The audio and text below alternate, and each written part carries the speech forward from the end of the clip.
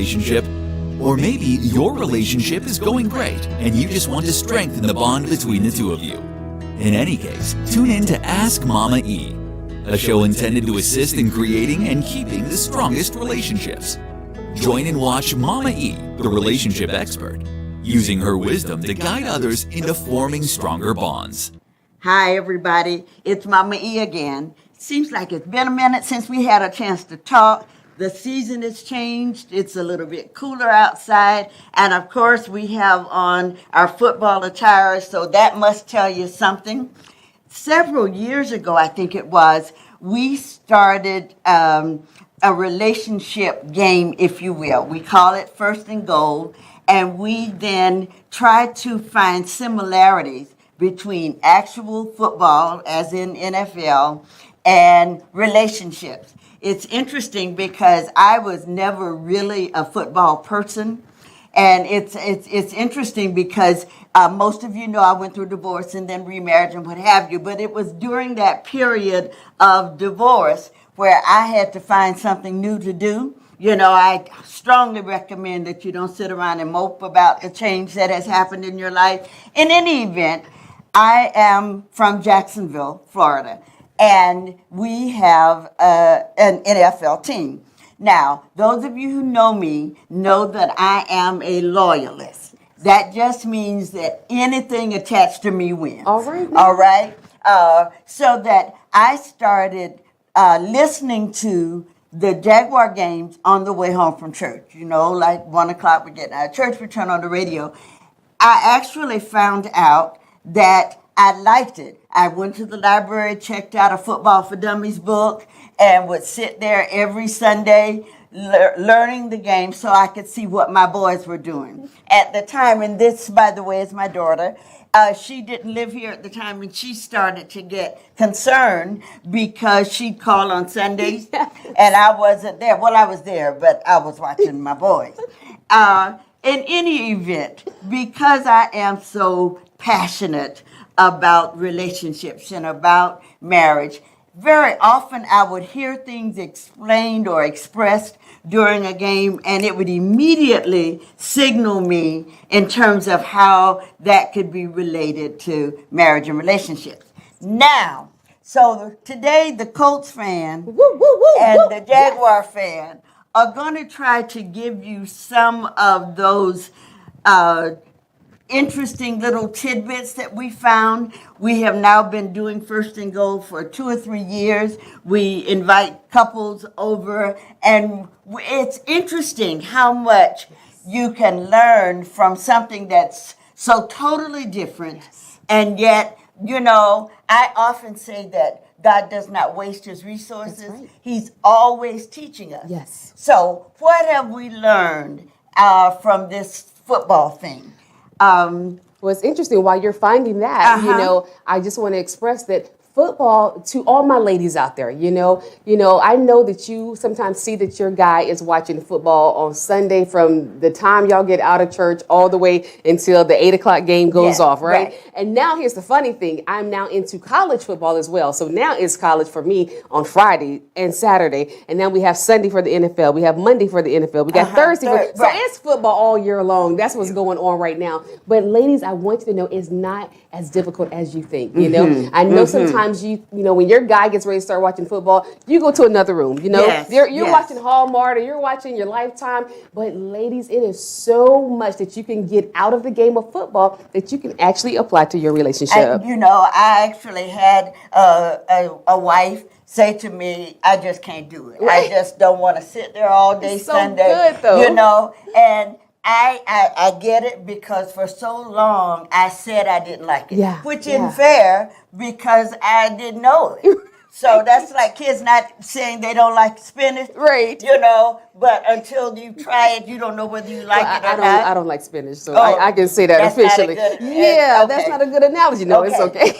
So, but what I have found, even when we have first and goal events, people who are not football fans, or for that matter, people who don't come as a couple, I have found that if you learn relationship skills, they can work in any relationship, whether it is a relationship with a parent, with a sibling, you know, the skills that you learn in terms of how to get along with another person, so that whether it's football, you know, or not, I guarantee you that as you learn how to cope with another individual, you know, so hopefully there will be some things that we will hit on as we play around with our first and goal today.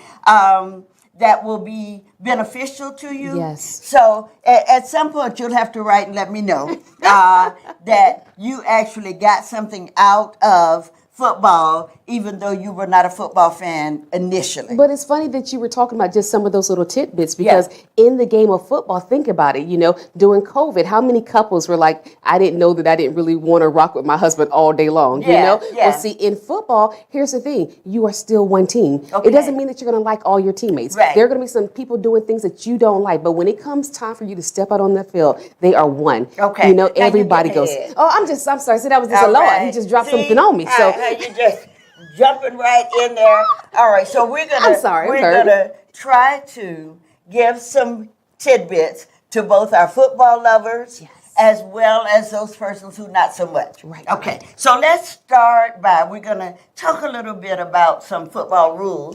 And as we go along, we'll be able to see what we pull out of those rules that could work in our relationship. Okay, so first question then is that in professional football, and I have to say that because you've got high school football, you've got the little you got the Pop Warner. All right. So the rules are perhaps not the same in all of them. They're a little different. So let's talk about the NFL, the National Football League then versus Pop Warner, whatever. So who determines the rules then for the NFL? Okay, so in the NFL, I would go with the commissioner. Okay, so then we have to understand from the very beginning that everybody has to answer to somebody. I know that we all seem to think that we made up the rules or we can make them up as we go along, you know, but I want to stress from the very beginning that the NFL has well, I don't want to say a ruler, but someone who is in charge. He oversees everything.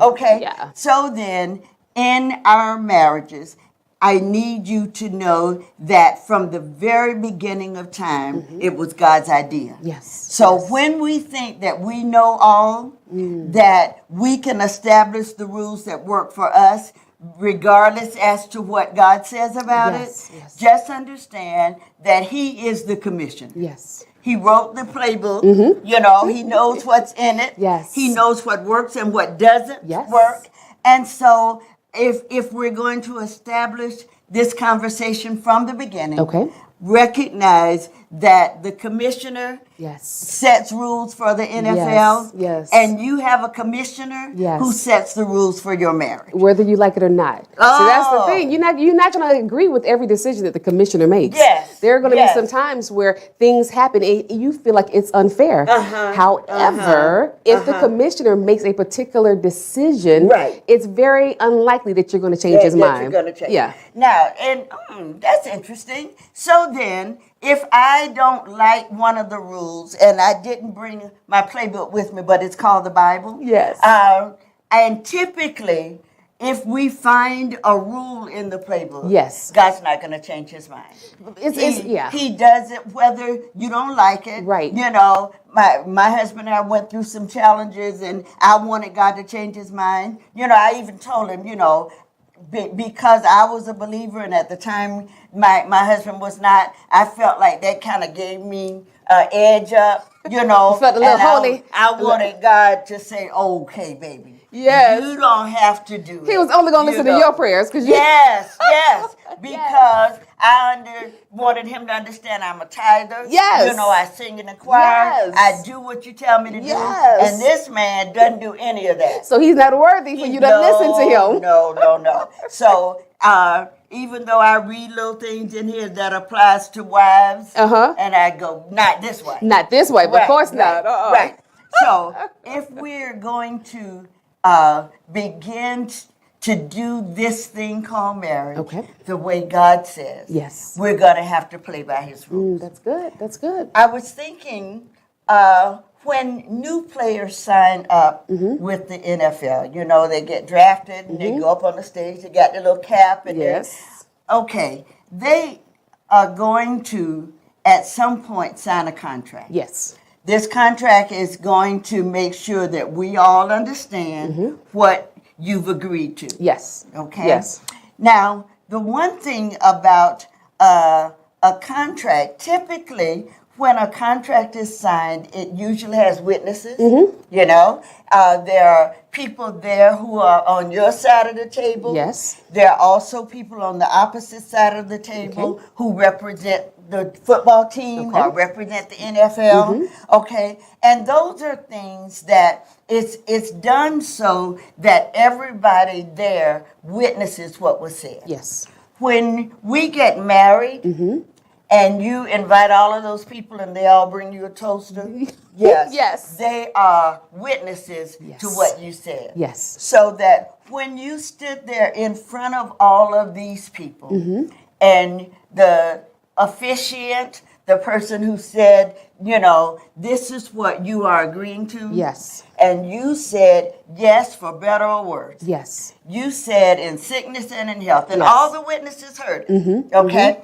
That was so that there would be a witness to what you had agreed to. Yes.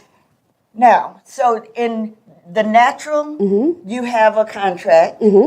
But when we get married God's way, it is not just a contract that we agree to. Okay. There is something higher than a contract. Okay. Contract is written and can be broken. Absolutely. I know we like to think that it's written in ink. Right. But if you've got a good enough lawyer, okay. Yeah. But this biblical side of marriage requires that we agree to a covenant. Yes. The covenant is stronger than, is different from a contract.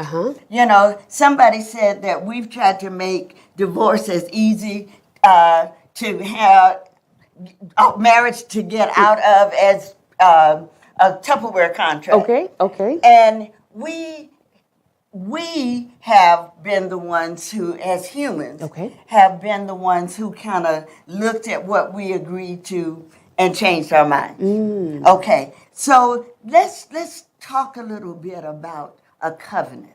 How is a covenant different from a contract?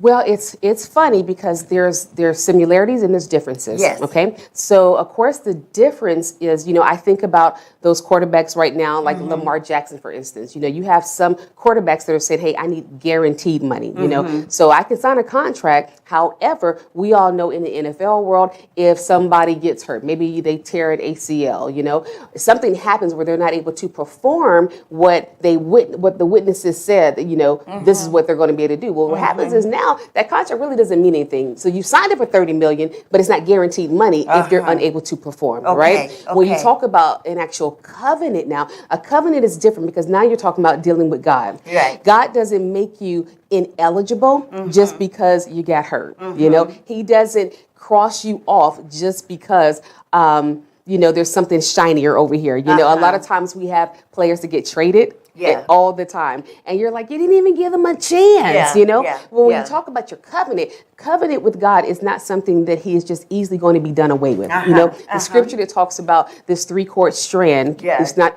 easily broken. You know, I love that. But what I also love, the similarities, is that if in fact you do not represent what this contract says. The contract says you're going to represent this team. You're going to represent the commissioner. You're going to represent everything. You're going to uphold this particular standard, right? Well, you have the same thing in God's house. Right. If you get married, God is saying, okay, I'm expecting you not to commit adultery. Right. I'm expecting you not to beat your wife. So there's certain things that even God in his covenant is saying, you still got to follow some rules. Right, So right, if in yeah. fact you do not uphold the contract, you can get traded. You can get, they can reduce your contract. There's a lot of penalties that can come on this side, Right. but there's also penalties that you got to deal with God. And it's interesting to me, though, as I think of covenants, the rules are a little bit stricter on the covenant side, in that I just can't arbitrarily decide you didn't wear pink every Sunday, Right. so that, and because we don't make up the rules as we go along. That's right. There are a lot of us that when we got married, we agreed on certain things. Exactly. And then 2 years down the road, Someone not- changes. Yeah, right. A lot of times we don't, even things that you hadn't thought of or hadn't planned on happening. When you talk about a person getting injured, well, I ended up with breast cancer 30 years down the road. Right. I didn't sign up for that. Right. And so because there was a covenant agreement, God set in the covenant in sickness and in health. Yes. So that Yes. means husband can't just decide, I Right. didn't really want to be bothered with I didn't nobody. sign up for breast Right. cancer. Yes. Yes. And my husband used to like hair.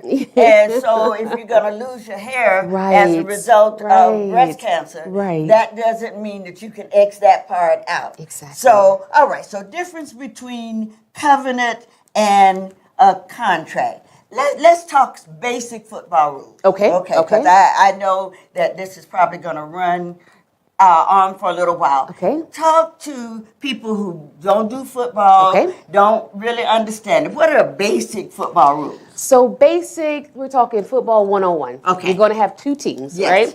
right? Each team has their own goal at the end of the field, if you will. Each person is going to have the same amount of opportunities, if you will. You have those 4 downs. You have the ability to, as they say, move those chains to get closer to the end field so you can go ahead and you can score, if you will. However, also in this game, you have that offensive line. Offensive line is the ones that's going to have the ball, Okay. right? Defensive, they're the ones that are going to try to stop you from moving forward. Okay. That's something there right there. They're going to stop you from moving forward. But at the end of the day, both teams have one goal in mind, and that's to just get to the other side. Wow. And that may be by any means necessary. Oh, now that sounds like preacher. Get to the other side. Yeah, well, okay, let me okay. tell you something. Okay. So you're going to have in football, you're going to have those, that defensive side, their job is to stop you, from moving forward, and on the offensive side, their job is to get their guys to the other end. So it might be, you guys have always heard Hail Mary, going long with the ball. It might be just passing, just running instead of, throwing the ball instead of just rushing it, And so those terms just simply means that somebody's either going to throw a ball or somebody's going to carry it. So that is the goal. So, new football person. So now I know that on either side of the football field, there are two teams. One team is going to be the offensive side. They are moving the ball towards their goal. You got it. And the other side, that team at this time, their defensive side is going to stop me Exactly. from going. And how many players represent each team? So you mean on the entire, as far That they're on the field at one time each. Because I remember at first I thought all 50-some players that are on the roster. Right. Okay, so I did find out Right. that all 50 of them don't. Right, no. You're talking about 11 of them. Okay, You so, might. and everybody has to have the same number of players on the field. Exactly. Or you're going to get penalized. All right. Yeah. All right. So if I put more than my delegated 11 players There you out, go. and one player forgot that he was supposed to run off. That's a penalty. Okay. So there are penalties then. Yes. If you break the rules. Yes. All right. So the rules are simple, but they are required so that everybody will adhere. Yes. All right, so those are basic rules when it comes to just what What's the goal? Yes. Yeah. All right. So there are 11 players from each team that's on the field at one time.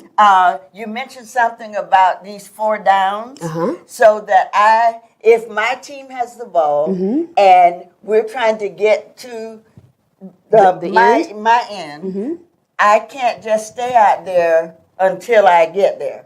I have a designated amount of time. Yes, yes. All right. So explain to me then about these downs.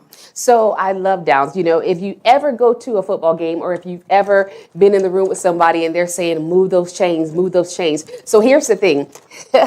You only start off with 4 downs, if you will, right? Okay. But what I love about football is that if in fact you finally get to that, let's say 4th and 1, like you only have 1 yard to go before you can get to that line. If your guys get over and you make it to that 4th, well, it's going to restart. So now you get 4 more downs, and you will have these 4 downs that will continue to go until as long as you. So yes, I've got 10 yards, and I get 4 attempts. Yes. To try to go these 10 yards. You got it. And if I make it I get the 10 yards. Yes. I then can move my ball, and I get yes. 4 more attempts. There you go. There you go. And I'm going to keep being able to do this as long as I do 10 yards. That's right. And here's the thing. Yes. You might not move the chain every time. That's why you have 4 attempts. Okay. So let's just say you on that 3rd attempt, right? So on that 3rd attempt, you're like, oh man, like I don't even know how this is going to happen, right? Right. You don't have to get to the 4th attempt. No, and that's what I love about God. He kind of like pushes you forward, because if somebody on that 3rd attempt decides, I'm just going to just give it all I got, I'm just going to just throw the ball as far as I can. Well, if somebody is almost all the way down at the end zone and they catch the ball, well, you don't have to worry about that other down, because now you got a touchdown. Right. So now you can go into another field. Now you're talking about trying to get that extra point. You know, so it's so many layers of football, but the goal is to keep moving forward. And I think that's what we want to do in terms of simplifying. That's where First and Goal came from. Yes. If we keep making everything that God asked us to do so impossible, I believe that He would not be a loving Father to tell me to do something and that is impossible to do. You know, so that I need somebody to teach me and show me how to do this. You know, and because we have a God that's loving, you know, that He recognizes that I fell short this time, but He gives us another chance. He gives us another chance. Let's talk about these plays. Okay. Very often we hear people talking about the playbook. Okay. And I was thinking, I was listening to Jaguar sports commentators on the radio, and they were talking about we lost the game because somebody didn't run their play. And I don't know enough about the plays. I don't want to take the fun out of it for me by becoming an expert. Right. All right. So I don't want to name the plays. Right. If I know basics about penalties, you know blitz. Right. So, but when you tell me that, you know, this play should have required him to run up and then cross over and blah, blah, blah. So when I think then about plays, whose responsibility is it to teach me the plays? And when I think then about knowing how to do a certain things, the offensive coordinator, all right. Yes. So he's then responsible for teaching all of the guys who play offense. Now, if I choose not to study, I choose not to show up on Mondays to review the film. Yes. So there are not going to be an endless number of times that they're going to let you run out there and keep messing up. Oh, no. All right. Oh, no. So then, when I think about the playbook, each team has their own playbook. Years ago, and I won't call any names, but there was a coach who was fined because he was looking. And I can't remember now how he read the other team's playbook. Right. Right. But if you realize that my plays that were designed for my team, that we have to come together as a team and make sure that we both know what the intent is. Okay. Now, if we're the team and we have in this thing called marriage, there is an opposing team. Yes. We often think that the husband or the wife is the opposing team, but we're on the same team. Yes. Who then is the opposing team? Oh, that's a good one. So what's interesting is the opposing team in your life, it actually could be made up of several people, okay? Meaning that anyone who is not there to move you and your significant person forward, I'm going to automatically put them on the defensive end. Wow. Okay? Because here's the thing, you know, not trying to get too deep into the individual roles, if you will, but you have something that's called an ineligible receiver. Right? Okay. And so what that means is this might be somebody who you think is qualified to catch this ball. But if they're not eligible by the way, you know, as far as whatever that play is, whatever their role is for that one, if they're ineligible, they're not somebody who can receive that information, that ball, if you will. That's how I think about football in a relationship standpoint. We have our girlfriends, we have our family, and you know, most of us have those family members that are just ride or die for us, you know. If you go and you start telling your business, you start talking about this argument that you guys have, what's interesting is these people might not be able to be the best carriers of that information. Because if they're not going to send you back to your spouse and say, hey, you guys need to make up, or this is what you guys need to do, or you need to humble yourself, if they're not going to give you that information that's going to move y'all forward, in my opinion, they're automatically on the defensive side. Wow. So everybody should not be on your side. I know we like to think that our girlfriends are the best ones. No, not necessarily. Because here's the thing, they might not even mean to do it. Think about it. Our family members, they love us. They just want the best for us. However, if in fact you begin to start running your mouth and doing all this nonsense, well, you have people who are going to remember that. And it's almost like them remembering your playbook. You know, you're telling them what's going on in your life. You're telling them this is what's happening. They're like, oh, okay, so this is what he did. And even if that person didn't intend to, maybe somewhere in their life they experienced some hurt. And they still have that wound that they're carrying. And so just to have somebody else who we think can identify with our pain, you know, when I was thinking, if you and I make up this team, then as believers, we all have an enemy. His name is Satan, Lucifer, the devil, whatever we call him. His goal is to make sure that we don't succeed. And so when we get angry with each other, Satan is in the room listening. He's not omnipresent like God. He doesn't know all. He's not in all. But we tell him what it takes to make us lose. And so many times, because we've said, I'm just not going to take it. And I'm not. And Satan says, oh, well, if I just do this. Exactly. I'm going to get this result.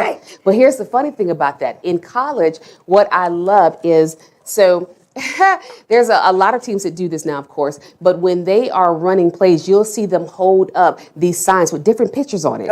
So you might have a sign that has a rabbit on it. You might see another sign and they hold it up. So these are people on the sideline, right? So on their team, they're holding up a sign that it just has a rabbit on it. It's your job to know, okay, that rabbit means I'm supposed to run this particular play. And so what happens is, what I love about that is they have gotten what I call crafty, right? Meaning in a good way, because it's the opposing team's job to go and review the film. It's their job to study what you do. It's their job to say, okay, hey, when he calls out, you know, Tyler Perry, exactly. Peyton used to do it all the time. Omaha. That meant, okay, they're going to run this. So what happens is now you have on the sideline, somebody's holding up a rabbit. You don't know what that means. And so that's what I love, is that even in college football, they are finding ways to get around somebody just automatically knowing what their playbook is. That's the same thing we have to do even in our relationships. You know, you have to get to a place to where things are crafty. So when your girlfriend thinks, oh, I know what she going to do, you got to switch that thing up, you know. Fellas, when your fellas are telling you, man, just come on out and drink with us. You know what I mean? Let's just go into the strip club, You have to be the one to change the narrative, because they think they know your playbook. But if you just hold up that rabbit, you're going to throw them off. You know, we didn't get it nearly as far as I thought we would. But let's at least end today Okay. with just knowing that we make up this team. Yes. Husband and wife are on one side, the enemy Yes. to our marriage is on the other. Yes. And he will do whatever he can to stop you from winning. And here's the thing, just real quick, right now there's a real situation going on. It happened in basketball, but it still applies, where there was a particular player who got into a fight with his teammate, right? And a person on the inside is the one that leaked the video. Wow. So what that tells me is you got to be careful, even the people that are in your inner circle. You think that you rolling tight with X person and this person, but this person is actually in your camp. They videoed it and they leaked it out. So that means, and when we get further into, well, having more players on the field. Okay. Listen, as I said, I knew that we would run over. Please, please, please, please, please tune in again next week. We're going to continue the conversation on First and Goal. This is Mama E. We look forward to sharing with you next time.